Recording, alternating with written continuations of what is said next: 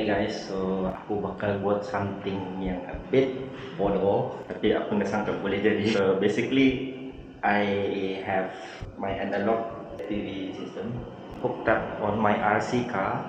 I put my Insta360 on board, and we just see, is it gonna be okay? Is it gonna be not okay?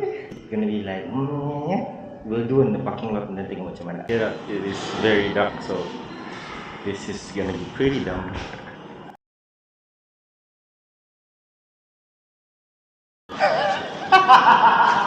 Shoot! Okay.